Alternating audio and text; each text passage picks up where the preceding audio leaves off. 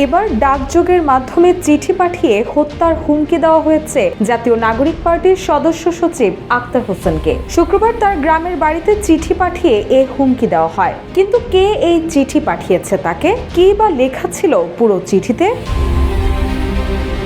শনিবার রাতে নিজের ফেসবুক আইডিতে দেওয়া এক পোস্টে আক্তার হোসেন লেখেন, ডাকযোগে আমার গ্রামের বাড়িতে চিঠি পাঠিয়ে আমাকে আমার পরিবার পরিজনকে খুন করার হুমকি দিয়েছে। চিঠির প্রেরকের ছদ্মনাম বুলেট।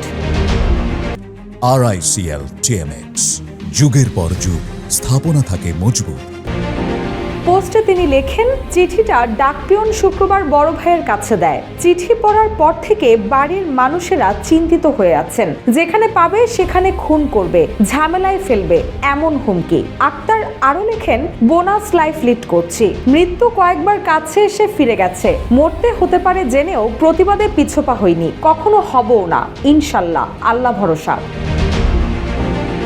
এদিকে এ বিষয়ে জানতে চাইলে আক্তার হোসেন বলেন, যে ফ্যাসিবাদের বিরুদ্ধে লড়াই সংগ্রাম করেছে তারা এ চিঠি পাঠাতে পারে বলে প্রাথমিক ধারণা করছি। এটা নিয়ে আমি কোনো চিন্তা করছি না, তবে পরিবার কিছুটা শঙ্কিত, কারণ তারা রাজনীতি বোঝে না।